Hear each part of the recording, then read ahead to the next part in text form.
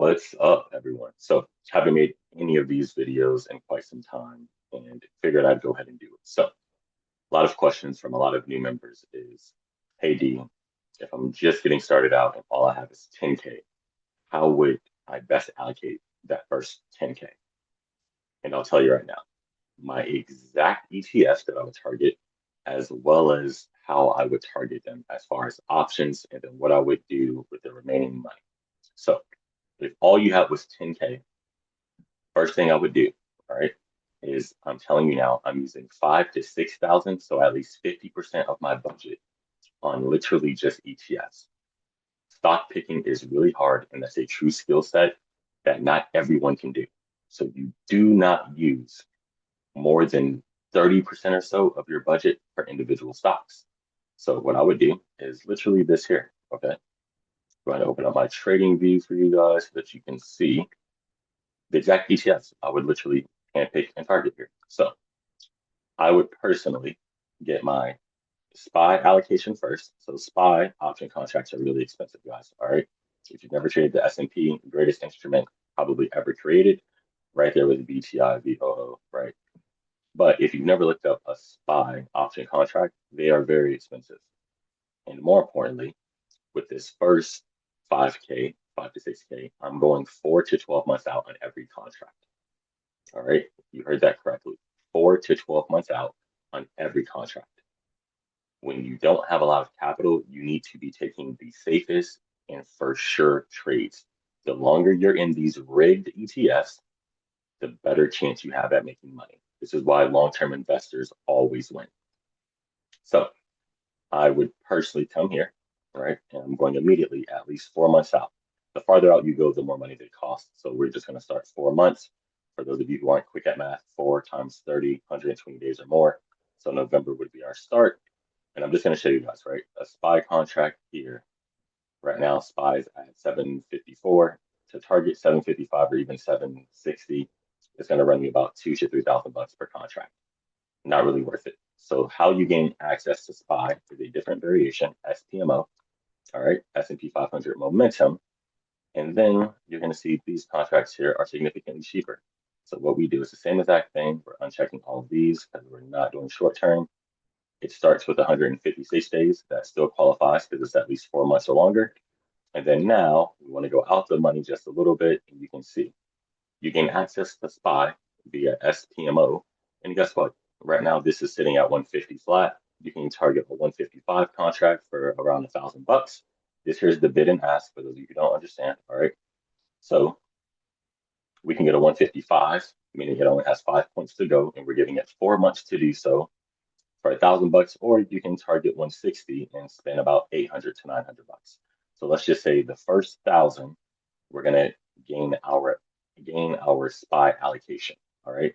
So we pick up one of these contracts here. We're giving it about 4 to 5 months to move 5 to 10 points, which is nothing for one of the best instruments ever created. And then boom, we have our SPY allocation. The next thing I would do is I want access to QQQ. All right. For those of you who don't know, probably the second or third greatest instrument created, right? SMH is right up there now, but very similar to SPY. QQQ is very expensive. All right. This is why you see so many people promoting day trading, right? Because to day trade is cheaper than trying to buy a SPY or QQQ at least 4 months out. 128 days, you look at a QQQ contract out of the money, you're at somewhere between 4,000 bucks. Let's just say right around 4,000 bucks. All right. Very expensive. This is why so much promotion goes towards day trading. And you see so many content creators promoting day trading because they can capture a larger amount of you guys, right? Their target market is larger because all of you have 3 or 500 bucks. Very few people have 4 to 5,000 for one QQQ contract. Just the truth.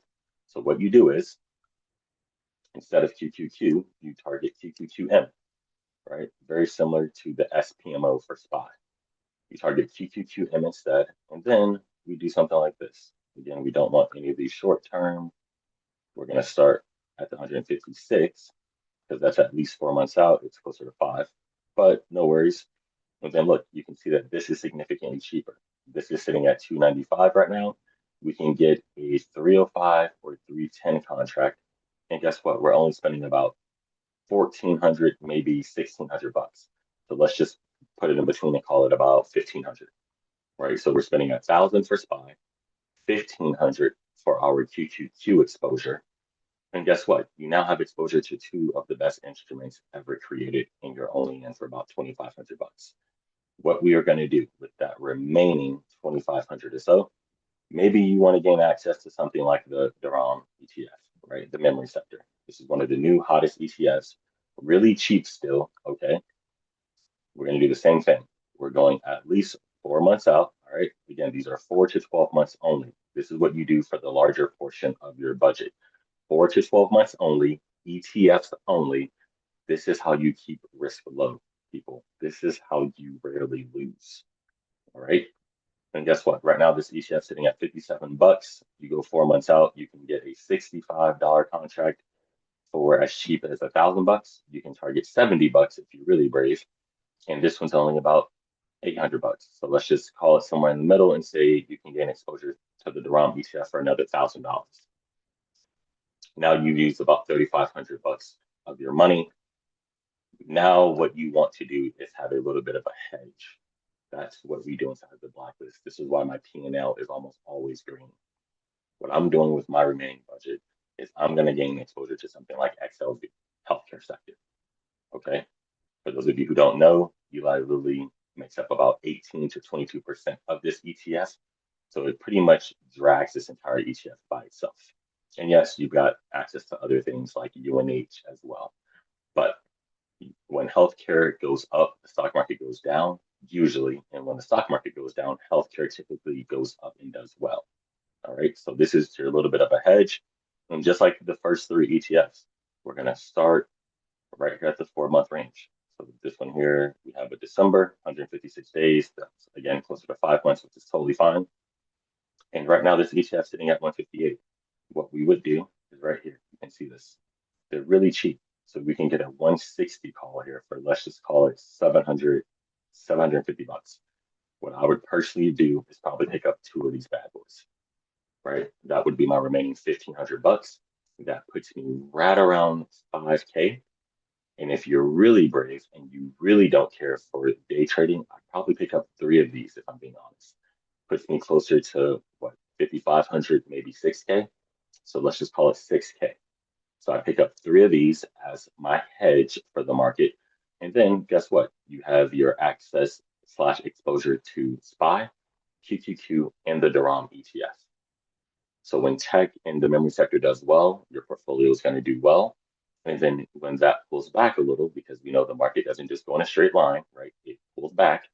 Your healthcare is going to carry your portfolio during that time. And then outside of that, right, you have 4,000 left. This is what I would personally be using for my individual stock picks, guys. Individual stock picking is a really, really, really hard skill. For most of you, at least 50 to 60% of whatever type of balance or budget you have should be allocated literally towards ETFs. ETFs are inherently more rigged than individual stocks because they obviously encompass a bunch of really great individual stocks. So with 4K, because I don't like day trading, I would personally use about 3K for individual stocks / short-term trading. Many of you know that as swing trading.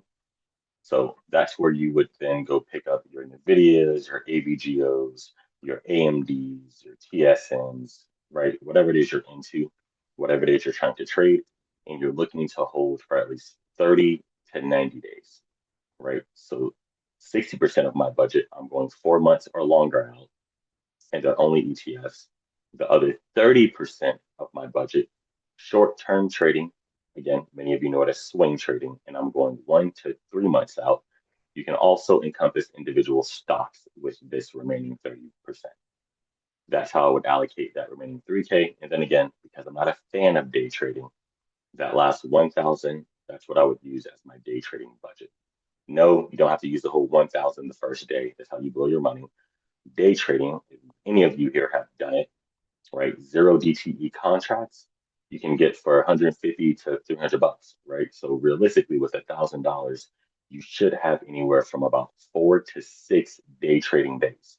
And if you blow all of that, You don't day trade again until you put another 200 or 300 bucks into that account, right? You don't touch the short-term strap, aka swing trading, and you don't touch the long-term portfolio positions because that's what's going to carry you. That's what's going to keep making you money even while you're losing on the day trading.